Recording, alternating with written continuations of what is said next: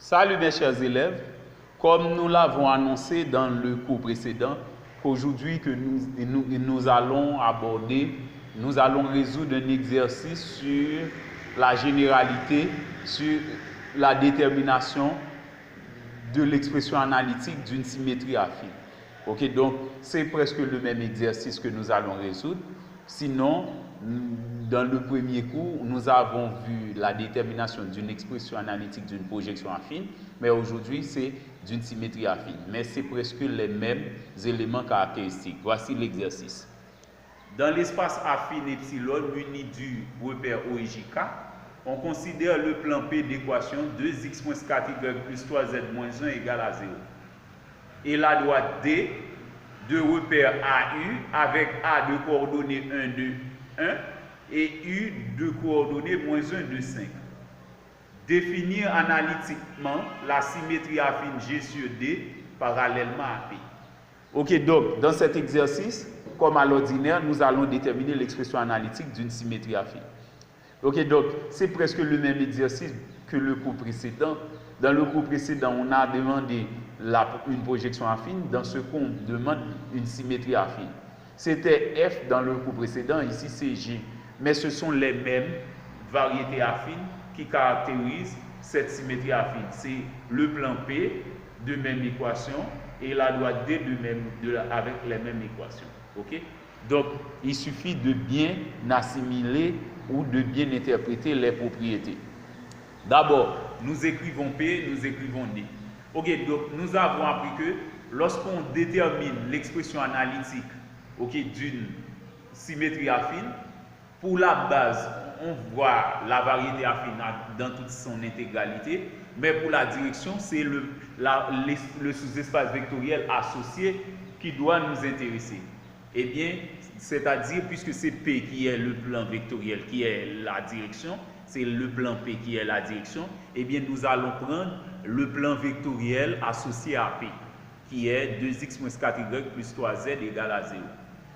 Donc, pour le plan P, nous allons prendre des vecteurs. Pour la droite D, on va prendre toutes les équations données.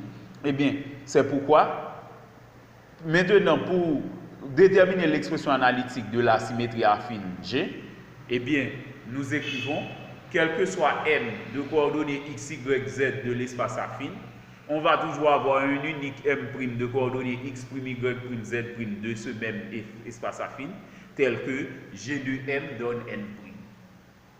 Donc, remarquez bien ici, le point A de coordonnées 1, 2, 1 et le vecteur U représente le repère de la droite D. C'est pourquoi nous avons une telle équation, c'est x moins 1 sur moins 1. Ici, il y a x moins x de A, y moins y de A, z moins z de A sur l'abscisse du vecteur U, l'ordonnée du vecteur U, la cote du vecteur U, respectivement. Okay, qui nous donne les trois rapports, okay, qui donnent les équations de la droite, les équations cartésiennes de la droite D. Okay? Maintenant, à partir de ces propriétés-là, G de M égale à M', nous pouvons déterminer un vecteur MM', un vecteur variable, ok? Et puisque dans la direction, donc nous avons appris que dans la généralité que nous avons vu sur les notes sur la généralité, le vecteur MM' est toujours collinéaire au vecteur de la direction. La direction, c'est le plan P. Eh bien, le plan vectoriel P va avoir deux vecteurs dans ses composantes. Ok? Donc, dans sa base, dans la base du plan vectoriel associé à P, on va avoir deux vecteurs. Ok? Donc, pour éviter toutes les confusions possibles, puisqu'on a déjà le vecteur U, je mets VW pour le plan P. Le plan P possède deux vecteurs. Ok? Le plan vectoriel avec plus de précision possède deux vecteurs VW. Eh bien, c'est pourquoi nous disons que MM' donne alpha V plus bêta W. Ok? Donc, alpha et bêta sont des réels, mais V et W sont des vecteurs, ok, et tirés dans le plan vectoriel associé à P. Ok? Maintenant, avec la formule moins B à 0 qui donne 4, 2, 0. Donc, je dois vous dire que 4, 2, 0, c'est c'est le vecteur direct qu'on trouve pour le plan, dans le plan vectoriel P, avec la formule moins B à 0. Donc, si un élève utilise 4, 2, 0, l'élève va pouvoir trouver le même résultat qu'en utilisant 2, 1, 0.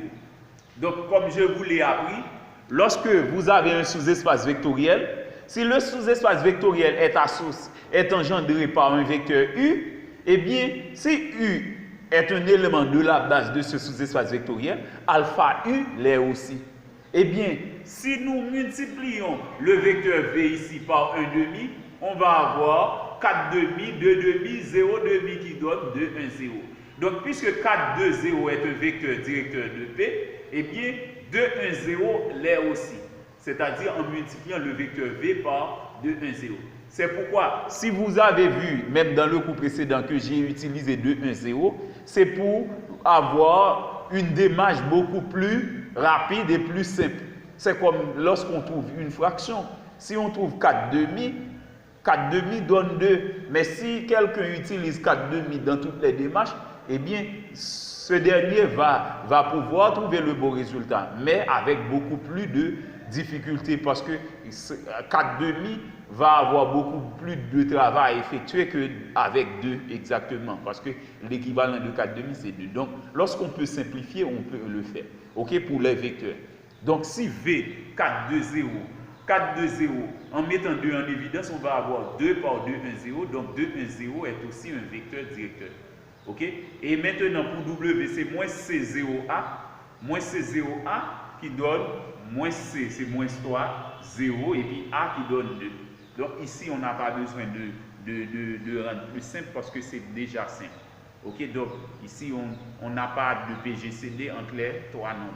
OK? Et bien maintenant, nous remplaçons V et W par leurs valeurs respectives. Donc, MM' donne alpha fois 2, 1, 0 plus bêta fois W. Maintenant, nous faisons la somme de combinaison linéaire de ces deux vecteurs. Ça donne 2 alpha moins 3 bêta, alpha, 2 bêta. OK? 2 alpha moins 3 bêta pour abscisse, alpha pour ordonnée, 2 bêta pour côte. Comme vous pouvez le remarquer ici dans le tableau.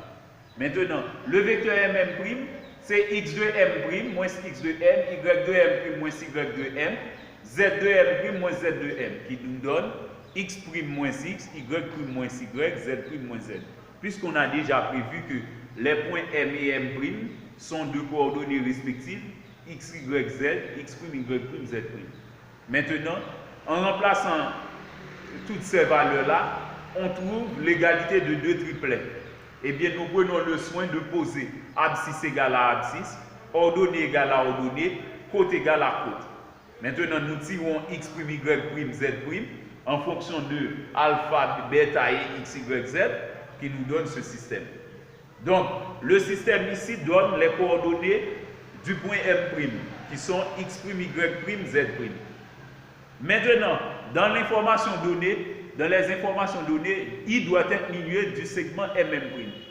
I, milieu de MM'. Donc, si vous revisez les cours que nous avons dispensés sur la symétrie affine, vous verrez qu'on prend toujours un point I qui est milieu du segment MM'. Puisque O est l'origine du repère, eh bien, dire que I est milieu de MM', c'est dire que OI est égal à OM plus OM' sur 2. Donc, peu importe le point où on pourrait avoir cela, mais en disant OI, c'est le point I. Le vecteur OI va avoir les mêmes coordonnées que le point I. De même pour OM va avoir les mêmes coordonnées que le point M. Le vecteur OM', les mêmes coordonnées que le point M'. C'est pourquoi nous remplaçons le vecteur OM par X, Y, Z, les mêmes coordonnées que le point M. Le vecteur OM' par X', Y', Z'. OK?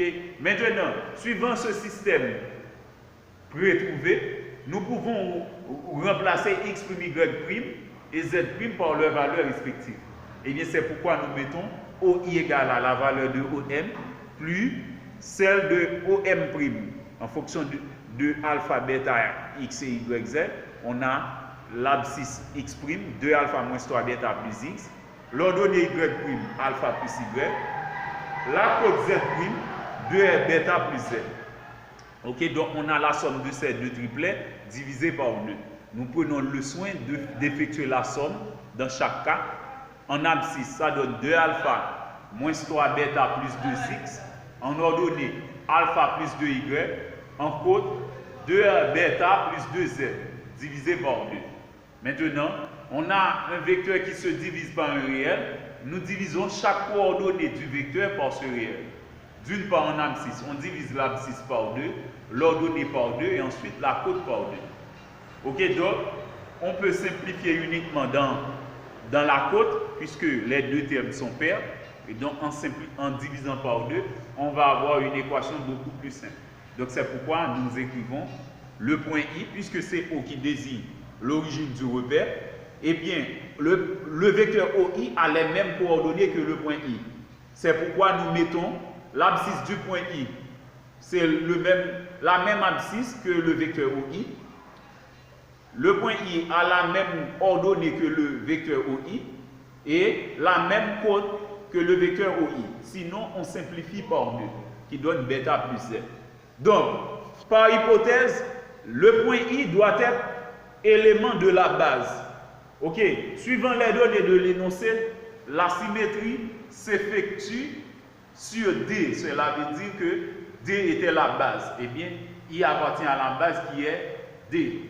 Eh bien, normalement, si I est dans D, eh bien, I doit vérifier l'équation de D. Quelle était l'équation de D? C'était x moins 1 sur moins 1 égale à y moins 2 sur 2 égale à z moins 1 sur 5. Eh bien, nous pouvons dire que x c'est x de i, y c'est y de i, z c'est z de i. Eh bien, c'est pourquoi nous mettons x de i moins 1 sur moins 1 égale à y de i moins 2 sur 2 égale à z de i moins 1 sur 5. On remplace seulement x, y, z par x, y, i, z, i. Maintenant, on a 3 égalités, donc nous mettons d'une part le premier membre égal au second, donc a égale b égale c. C'est A égale à B ou, non, c'est A égale B et A égale C. Pour avoir A égale à B égale à C, il faut avoir simultanément A égale à B et A égale à C. C'est pourquoi nous mettons x de i moins 1 sur moins 1 égale à B, qui est y de i moins 2 sur 2. Ok? Égalité entre les deux premiers rapports. Maintenant, le premier rapport, c'est x de i moins 1 sur moins 1. Donc, c'est multiplié par moins 1. Ça donne moins xi plus 1 égale au second rapport. Et d'autre part, nous prenons le premier rapport égal au troisième rapport, qui nous donne moins xi plus 1 égale au troisième rapport, qui donne z de i moins 1 sur 5. Maintenant, nous prenons le soin de multiplier d'effectuer le produit des extrêmes est égal à celui des moyens dans chaque cas. Dans le premier cas, ça nous donne moins 2xi plus 2 égale à yi moins 2. Et dans le second cas, ça donne moins 5xi plus 5 égale à z de i moins 1. Ok, ça nous donne un système de deux équations à deux inconnus. Les inconnus sont... Donc, on n'a pas encore les inconnus, mais assurément les inconnus seront alpha et bêta, parce que ce sont ces deux variables-là qui nous empêchent d'avoir l'expression analytique de la symétrie affine G que nous déterminons. Et bien, par conséquent, nous remplaçons x de i par sa valeur. Suivant les données, x de i c'était 2 alpha moins 3 bêta plus 2x sur 2. Eh bien, nous mettons dans l'équation 1, nous mettons moins 2 fois x de i plus 2 égale à y de i moins 2.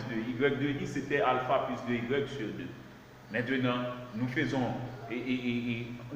entrer le nombre moins 2 au numérateur. Ça donne moins 4 alpha plus 6 bêta moins 4x.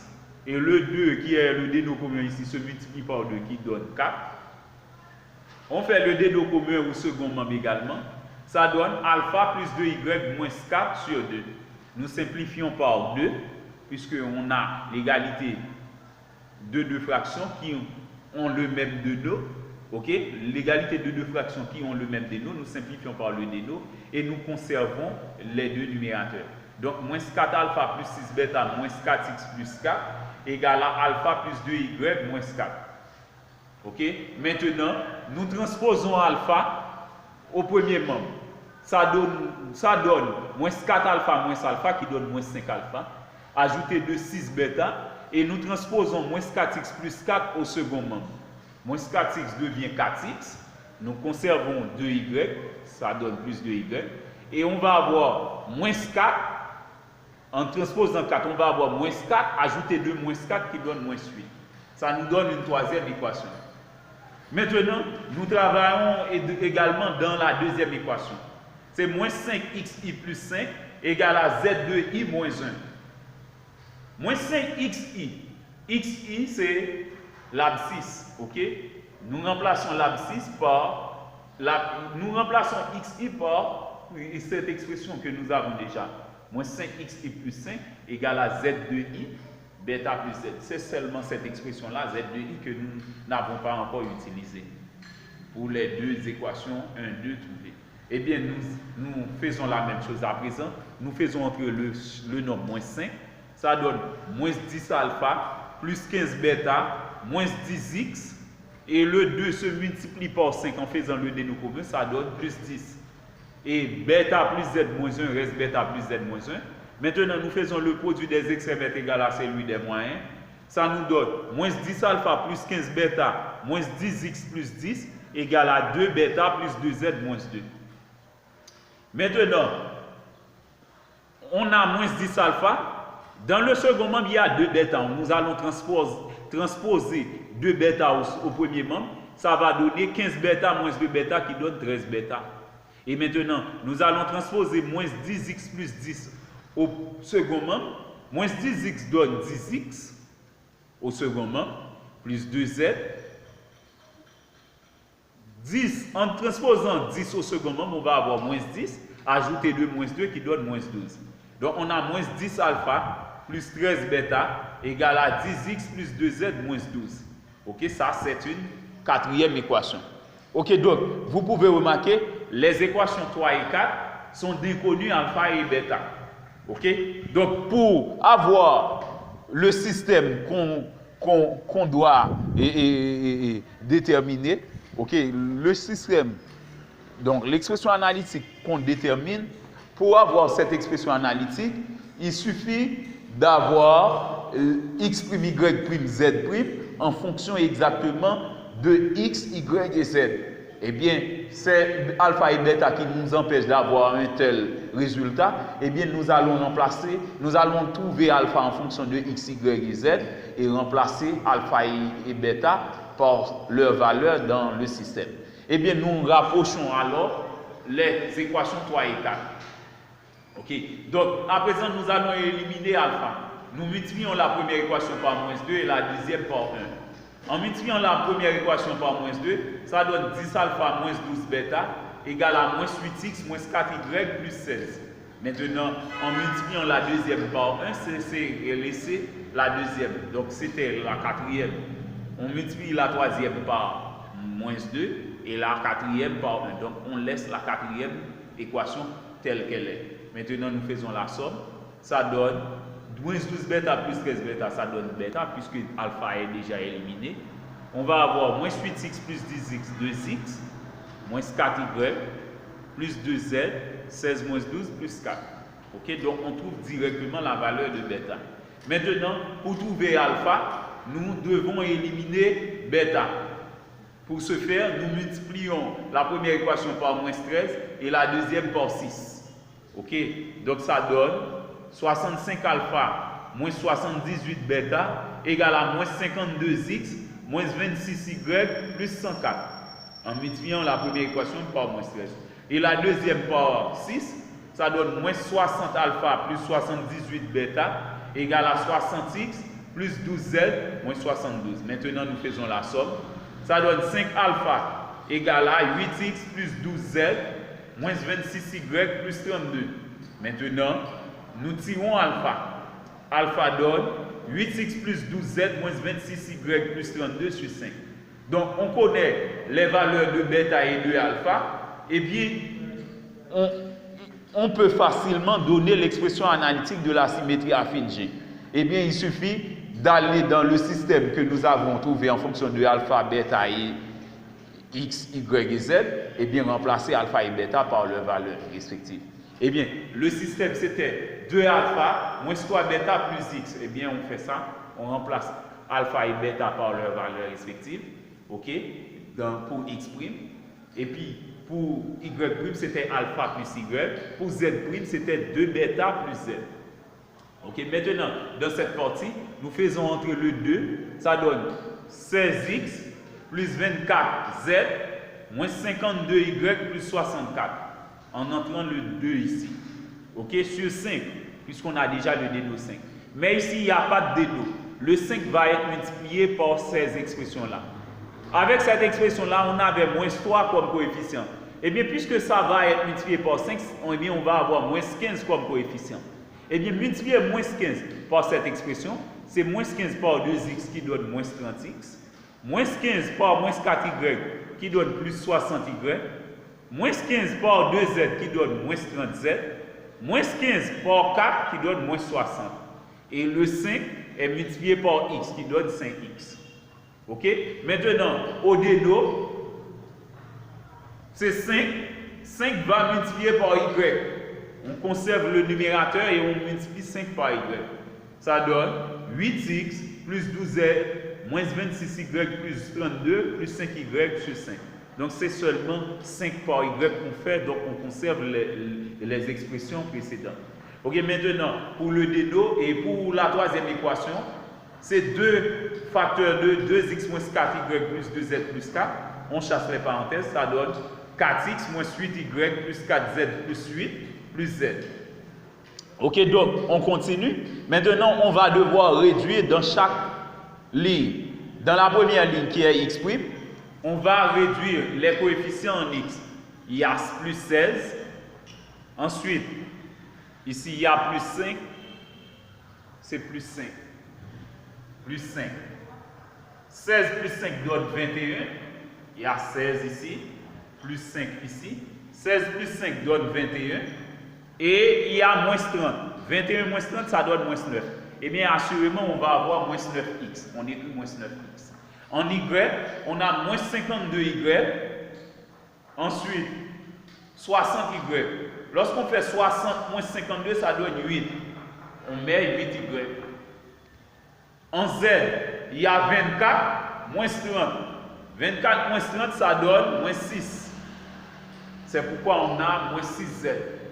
Et ensuite, il y a 64 moins 60 qui donne 4 plus 4, le tout sur le déno 5. Maintenant, pour la deuxième ligne, c'est seulement les termes en y qu'on va devoir réduire. C'est moins 26 plus 5 qui donne moins 21. Ce sont les coefficients en y. Eh bien, on a moins 21y. Donc, c'est 8x moins 21y plus 12z plus 32 sur 5. Donc, on conserve les autres termes, c'est seulement les deux termes en y qu'on réduit. Et finalement, dans la dernière équation, il y a 4z plus z qui donne 5z. C'est 4x moins 8y plus 5z plus 8. Comme à l'ordinaire, nous donnons l'expression analytique de la symétrie affine G en donnant en transformant chaque fraction dans chaque ligne comme étant la somme de plusieurs fractions partielles. Ainsi a-t-on moins 9 cinquième x plus 8 cinquième y moins 6 cinquième z plus 4 cinquième. Ici c'est moins 6 cinquième. Moins 6 cinquième z. Maintenant pour y', c'est 8 cinquième x moins 21 cinquième y plus 12 cinquième z plus 32 cinquième.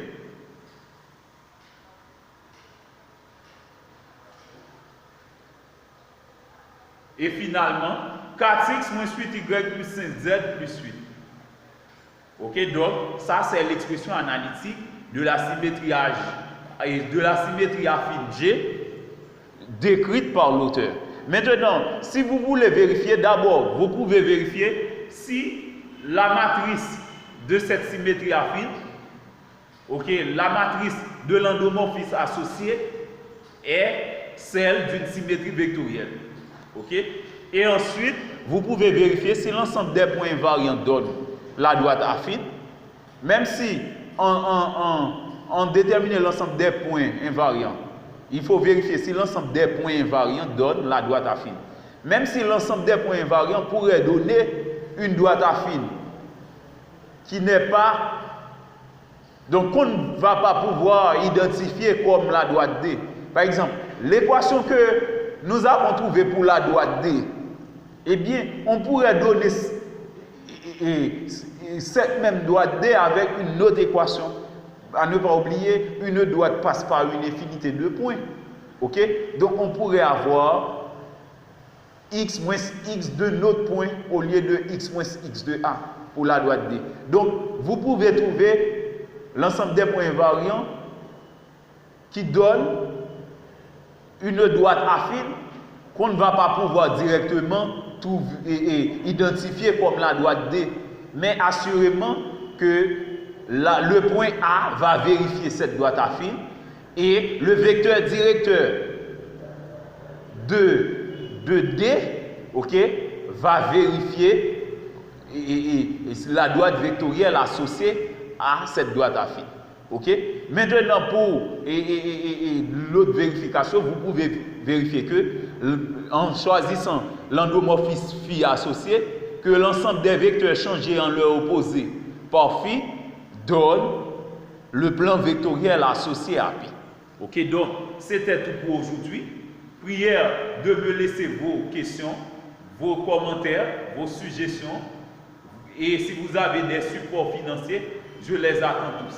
Merci et à la prochaine.